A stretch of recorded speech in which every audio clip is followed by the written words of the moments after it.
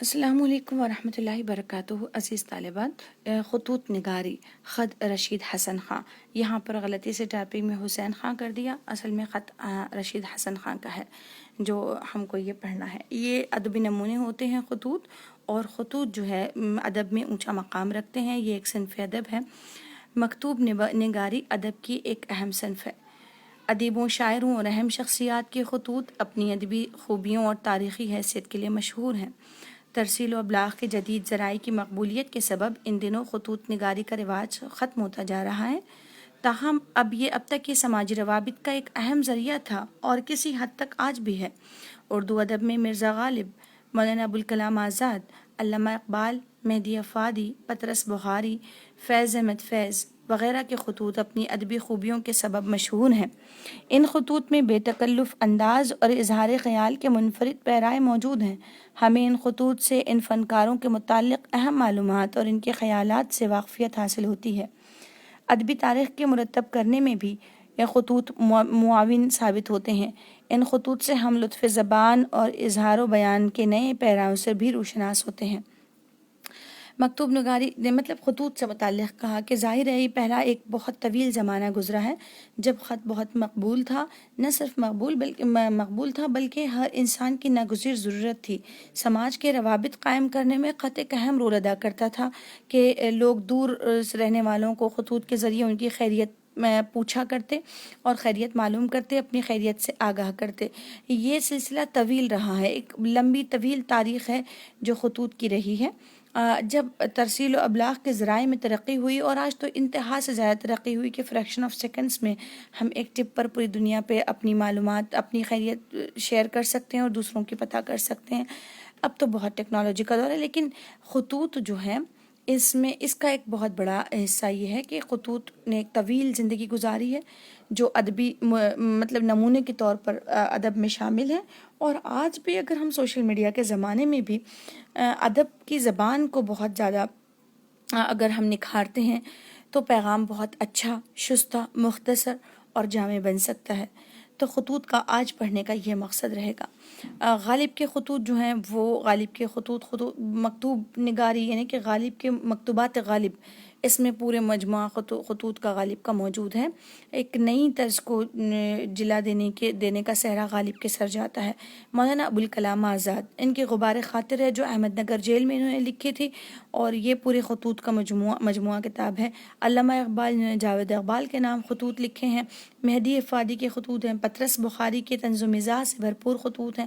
فیض احمد فیض کے خطوط ہیں جو ادب میں ایک منفرد مقام رکھتے ہیں۔ ان خطوط کو ہم پڑھیں تاکہ ہم یہ اپنی زبان میں نکھار پیدا کر سکیں۔ رشید حسن خان جن کے خطوط ہیں، ان کا تعارف کچھ تھوڑا سا ہو جائے۔ رشید حسن خان کی پیدائش 25 دسمبر 1925 کو شاہجہاں پور یوپی میں ہوئی۔ انہوں نے تحقیق کے مروجہ اصولوں کی توضیح کی اور اس میں قابل قدر اضافے کیے۔ علمی تحقیق کے ضمن میں حوالوں اور اسناد کی اہمیت پر زور دیتے ہوئے انہوں نے حوالوں سے متعلق اصول و ضوابط پیش کیے اور ان کے معیاری ہونے کی شرائط بیان کی۔ انہوں نے قدیم کتابوں کے متن میں غلطیوں کی نشاندہی کی اور تدوین کے آداب کی پابندی پر زور دیا۔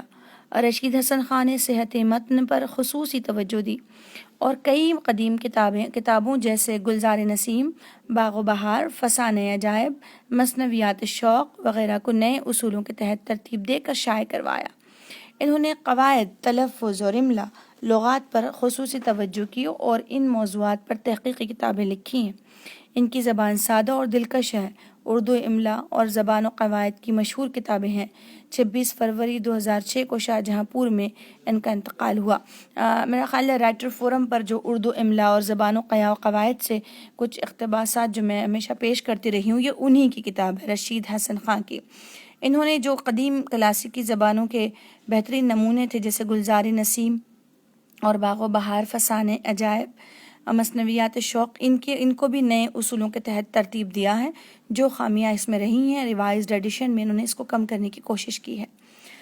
لکھتے ہیں بنام صدر اسلامیہ ہائر سیکنڈری اسکول شاہجہاں پور۔ انہوں نے اپنے اس خط میں لکھا تو استعفیٰ کے بعد ہے، اس میں اس خط کے متن کو پڑھنے کے بعد آپ کو اندازہ ہوگا کہ یہ کتنا معیاری خط ہے اردو ادب کے لحاظ سے اور ادب کا ایک اچھا نمونہ ہے۔ 19 اکتوبر 1964۔ جناب مکرم، مینیجنگ کمیٹی نے میری رخصت بلا تنخواہ 13 اکتوبر 64 تک منظور کی تھی۔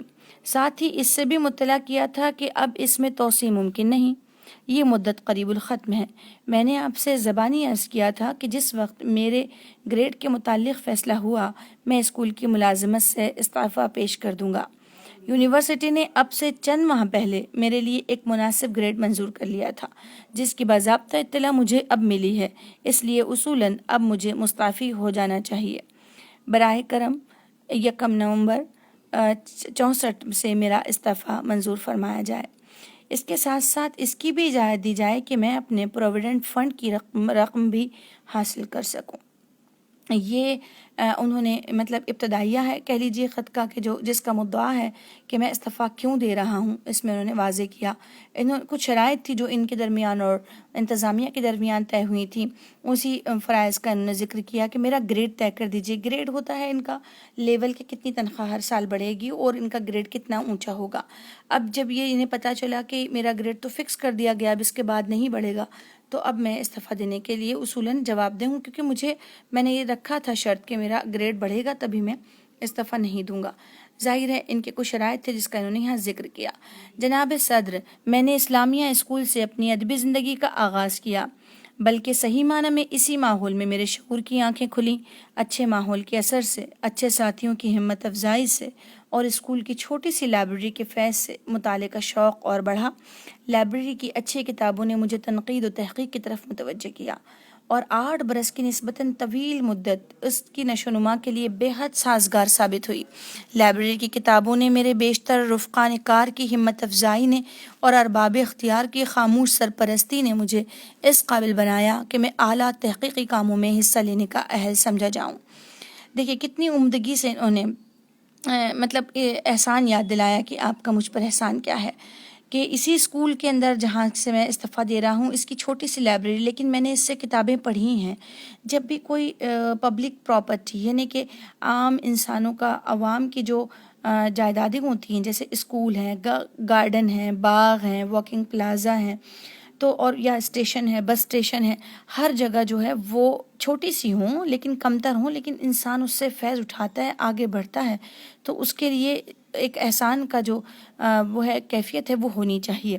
تو کہہ رہے ہیں کہ میں نے اس چھوٹی سی لائبریری لیکن اس سے پڑھا ہے کتابیں، تنقید و تحقیق کا شوق اسی طرف میں متوجہ ہوا اسی کی وجہ سے۔ اور پھر کہتے ہیں لائبریری کی کتابوں نے میرے بیشتر رفقان کار، اسٹاف ممبر کو انہوں نے رفقان کار کہا ہے، جو ان کے کار کہتے ہیں کام کو، اور رفیق سی کی جمع ہے رفقان کار۔ میرے جو کام کے ساتھی ہیں، اسٹاف ممبر ہیں، ان کی ہمت افزائی رہی ہے بچوں کو پڑھانے کے سلسلے میں یا پھر کسی مدد پر انہوں نے ہمت افزائی کی، اس کا بھی انہوں نے احسان یاد رکھا ہے۔ مومن ہمیشہ احسان یاد دلانے والا اور احسان یاد رکھنے والا ہوتا ہے، شکر گزاری اس کی صفت ہوتی ہے، یہاں یہی چیز ظاہر ہے۔ ارباب اختیار کی خاموش سرپرستی نے، ظاہر ہے سوسائٹی ممبرز نے، جو کہ دیکھا ہوگا کہ بہت اچھا کام کیا تو خاموش ان کی رہنمائی ہے، اس کا بھی انہوں نے ذکر کیا۔ میں نے تحقیقی کاموں میں حصہ لینے کا اہل سمجھا جاؤں، مطلب اعلیٰ تحقیقی کاموں میں حصہ لینے کا اسی قابل مجھے بنایا ہے۔ جو نہ سمجھے، مشکل لگے، اس کے باوجود کہ میں آپ کو سمجھانے کی کوشش کر رہی ہوں، اگر مشکل لگے تو آپ مجھ سے پوچھیے، کمنٹس میں پوچھ سکتے ہیں۔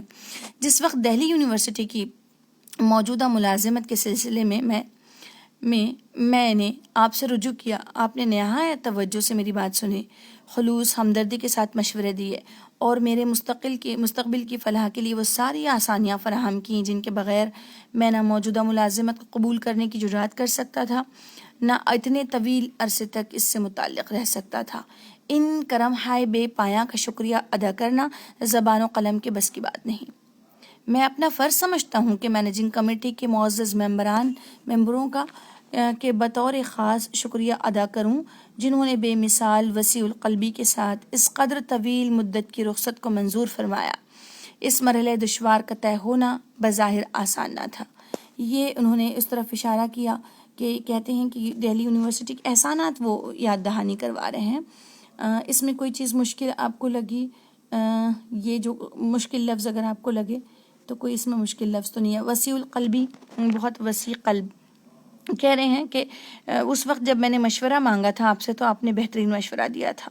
دیکھیے کسی کے انسان کا مشورہ لیا، اس کے احسان کو بھی یہاں انہوں نے یاد دہانی کروائی ہے اور اس کا بھی احسان بتایا کہ مجھ پر آپ کا یہ احسان ہے کہ آپ نے بہترین مشورے سے نوازا ہے.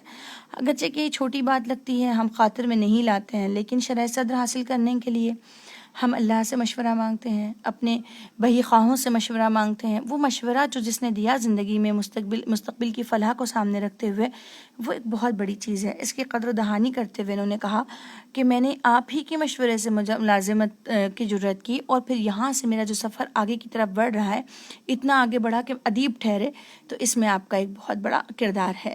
پھر ساتھ ہی آگے مشکل ہو تو پوچھیے گا. میں اپنے آگے لکھتے ہیں، میں اپنے پرنسپل صاحب کا بھی شکر گزار ہوں. موصوف سے میں نے بہت کچھ سیکھا. غالب کی نظموں کی طرح ان کی تہدار گفتگو، حالی کی نثر کی طرح سادہ تحریر، اور ان سب سے زیادہ ان کے طرز زندگی نے مجھے متاثر کیا، جو آرائش و زیبائش سے اسی قدر معرہ ہے جس قدر ہمارا اسکول پیڑ پودوں سے، پھولوں سے اور سبزے سے تہی دامہ ہے. شروع میں مجھ سے بربنائے نہ تجربے کاری اور کبھی بربنائے شعوری دسری جو نوجوانی کا لازمہ ہے بارہا غلطیاں ہوئیں اور موصوف نے ہر بار خوئے درگزر سے کام لیا. میں نے اسکول کے بعض معاملات و مسائل میں موصوف سے اختلاف بھی کیا اور عملی طور پر کیا، لیکن انہوں نے کبھی تو اسے قابل اعتنا ہی نہیں سمجھا اور کبھی اپنے اختیارات خصوصی کو اس طرح بروئے کار لائے کہ میں خود اپنے مسلمات کو مفروضات بلکہ مہمات سمجھنے پر مجبور ہو گیا. انداز بیان بہت خوبصورت ہے. لکھتے ہیں کتنی خوبصورتی سے انہوں نے لکھا کہ موصوف سے میں نے جب بہت کچھ سیکھا. غالب کی نظم کی طرح تہدار گفتگو، یعنی کہ ان کی گفتگو خود غالب کی نظم کی طرح تہدار ہے. اپنے یہ صدر مدرس کا شکریہ ادا کر رہے ہیں. بڑا جگر چاہیے اپنے ہی ساتھی کی تعریف کرنے کے لیے. کہتے ہیں کہ غالب کی گفتگو کی طرح بہت بڑا فلسفہ رکھنے کے باوجود بھی مختصر گفتگو. غالب کی گفتگو کا خاصہ یہی تھا کہ وہ تہدار ہوتی تھی. کوئی عام آدمی اس کو سمجھ نہیں سکتا. سمجھنے کے لیے اسے واقعتاً لغت اٹھانی پڑتی یا پھر اس کے مفاہیم کو سمجھنے کے لیے کوئی سہارا لینا پڑتا. پھر ساتھ ہی ہے کہ غالب کی نظم کی تحت کی طرح ان کی گفتگو بھی فلسفیانہ ہوتی تھی اور مختصر ہوتی. پھر کہہ رہے ہیں حالی کی نثر کی طرح سادہ تحریر بہت سادہ لکھتے، جیسے کہ حالی کی نثر بڑی سادہ اور سلیس ہوا کرتی. ان کا طرز زندگی، اب دیکھیے یہاں پر انہوں نے تشبیہ اختیار کی. کہتے ہیں کہ ان کے ظاہری یعنی شخصیت کے دو پہلو تو بہت اہم مستند شخصیات سے انہوں نے ملا دیا کہ غالب کی نظم کی طرح تہدار اور حالی کی نثر کی طرح سادہ تحریر. یہ تو ان کی شخصیت کی خوبیاں ہیں جو دیر پا رہتی ہیں، لیکن ظاہری شخصیت پہ کہتے ہیں کہ بالکل سادہ شخصیت، آرائش و زیبائش سے اسی قدر معرہ، اسی قدر خالی، معرہ منس خالی، جس قدر ہمارا اسکول پیڑ پودوں سے، پھولوں اور سبزے سے تہی دامہ ہے. ہمارے اسکول کے پاس جس طرح پیڑ پودے اور پھول نہیں ہیں، اسی طرح آپ کی شخصیت بالکل زیبائش سے خالی ہے.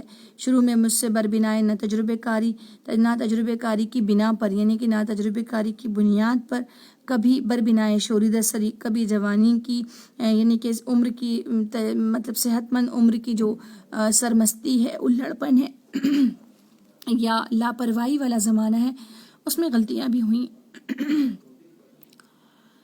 اور موصوف نے ہر بار خوئے درگزر سے کام لیا.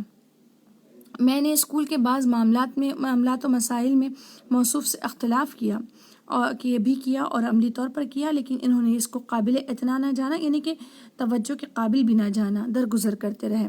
اور کبھی ایسا ہوا کہ بڑی غلطی ہو گئی تو اس غلطی کو درست کرنے کے لیے خصوصی اختیار خصوصی، یعنی کہ شو کاز نوٹس دیا جاتا ہے، یا پھر کبھی یہ بہت سہولت کے ساتھ تحریر دے کر نوٹس کے ذریعے سمجھا دیا جاتا ہے. تو اس طرح مجھے سمجھایا کہ اپنی مسلمات کو، یعنی کہ اپنی حقیقی آبجیکشن کو، اپنی حقیقی تنقید کو بھی میں نے مفروضہ سمجھا کہ ارے ہو سکتا ہے شاید میں ہی غلط ہوں یا میرے دل کا خیال ہو، ایسا کچھ نہیں ہوگا. اس قسم سے ان کی شخصیت کا نقشہ کھینچا ہے. پھر آگے لکھتے ہیں اس طرح عملی زندگی کے راستے کے نشیب و فراز نے مجھے آگاہی بخشی. میں ان امور کا ہمیشہ معترف رہوں گا اور ان کا منت پذیر. جناب صدر، میں اسکول سے محض ضابطے کے لحاظ سے ترک تعلق کر رہا ہوں. ذہنی و جذباتی تعلق ہمیشہ قائم رہے گا. اولین درس کا گاہ کو بھولتا بھی کون ہے؟ اس کی نیم شکستہ دیواریں، اس کے کھپریل پوش درجے جو دھوپ اور پانی کو نیچے منتقل کرنے میں کبھی بخل نہیں کرتے، اس کا پیڑ پودوں سے معرہ احاطہ، اس کا پرشکوہ ہال، اس کی لائبریری کا گردآلود کمرہ جہاں میں نے بہت کچھ سیکھا سمجھا ہے، اس کے غریب طلباء اور محنتی اساتذہ، یہ سارے نقوش ذہن کی کتاب پر میں ہمیشہ مرتسم اور تابناک رہیں گے۔ میں ہمیشہ تہ دل سے اسکول کا بحی خواہ رہوں گا، ہمہ وقت میری خدمات اس کے لیے حاضر رہیں گی اور کوشش کرتا رہوں گا کہ اپنی نارسائی کے۔ اب دیکھیں یہاں پر بھی انہوں نے کیا بتانے کی کوشش کی ہے کہ جو یہ تعلق ہے دیواروں سے یا بہترین بلڈنگ سے اسکول نہیں ہوتا، بلکہ اس کی صفت بتائی اور کیسی مختصر الفاظ میں ایسا نقشہ کھینچا کہ اسکول شکستہ دیواریں اور پانی میں ٹپکتی ہوئی کا چھت اس کی، اور پیڑ پودوں سے خالی احاطہ، گرد آلود کمرہ لائبریری جہاں کتابیں تو کم تھیں لیکن وہ پڑھی جاتی تھیں۔ بہت کتابیں ہوتی ہیں پڑھی نہیں جاتی، یہاں کتابیں کم تھیں لیکن پڑھی جاتی تھیں، اور محنتی اساتذہ جو اس قسم کے اس قابل بنا دیا کرتے تھے کہ لوگ بڑے بڑے کارنامے انجام دیتے تھے اسکول سے نکلنے کے بعد انہی خستہ حال عمارتوں سے، اور جبکہ بڑے عمدہ قسم کے قالین بچھے ہوئے اچھے اسکول ہوتے ہیں لیکن اس میں معیار تعلیم اونچا نہیں ہوتا۔ معیار تعلیم کا تعلق بلڈنگ سے نہیں ہے، بلکہ معیار تعلیم کا تعلق ہے انسان کی ایمانداری سے پڑھانے سے۔ دیکھیے اس میں مشکل لفظ آپ کو ہو سکتا ہے منت پذیر، یعنی کہ شکر گزار رہوں گا، اور پھر یہ کہ نشیب و فراز آپ جانتے ہیں اتار چڑھاؤ، اور ترک تعلق یعنی کہ تعلق کو قطع کرنا، ختم کرنا، اور نیم شکستہ دیواریں یعنی کہ بوسیدہ دیواریں جس سے سیلن آتی ہے، کھپریل پوش یعنی کہ جس کے جو ہیں ایسے اس طرح سے پھول جاتی ہیں دیواریں وہ نکلتی ہیں، پیڑ پودوں سے معرہ یعنی کہ خالی احاطہ، پرشکوہ ہال یعنی کہ بہت بڑا ہال، اور لائبریری کا گردآلود کمرہ، گرد دھول کو کہتے ہیں، اور مرتسم ہمیشہ مرتسم یعنی کہ انمٹ نقوش تابناک ہمیشہ روشن رہیں گے، مرتسم رہیں گے یعنی کہ ثبت ہوں گے، اس پر چسپاں ہو جائیں گے، ایسے ہمیشہ میرے کتاب ذہن پر ہمیشہ طاری رہیں گے، سوار رہیں گے۔ اور کچھ مشکل لگے تو نارسائی یعنی کہ نہ پہنچ پانا، باوجود اب یہ کہتے ہیں ادھر انہوں نے کہا نا جملہ یہاں سے شروع ہے اس کا کہ اپنی نارسائی کے باوجود اسکول کے فیوز کا حق ادا کرتا رہوں گا، دست بدعا ہوں کہ خدائے قدوس مجھے اس کی توفیق بخشے اور آپ کی پرخلوص مشوروں سے مستفیض ہونے کی سعادت حاصل رہے۔ نیازمند رشید حسن خان، پرشین ٹیچر، اسلامیہ ہائر اسکول شاہجہاں پور۔ اب ساتھ انطباق کے طور پر میں نے ایک خط آپ کو غالب کر دیا ہے، اس خط کو آپ خود ویڈیو کو تھوڑا سا روک کر پڑھیے اور نہ سمجھے کوئی بات تو ضرور پوچھیے۔ اس خط کا انداز بھی نرالا ہے، جیسے میں نے کہا کہ غبار خاطر میں ابوالکلام آزاد کے خطوط ہیں، غالب کے خطوط ہیں، پطرس بخاری کے خطوط ہیں جو طنز و مزاح سے ہیں۔ پطرس بہت اچھی مزاح لکھتے ہیں، بہت ہی عمدہ قسم کی، ان کا ایک بہت اچھا سا مضمون کتے بھی ہیں، وہ پڑھیں آپ اگر پڑھ سکتے ہوں، یہ ڈھونڈیں نیٹ پر ساری چیزیں مل جائیں گی آپ کو، اپنا مطالعہ بڑھائیں۔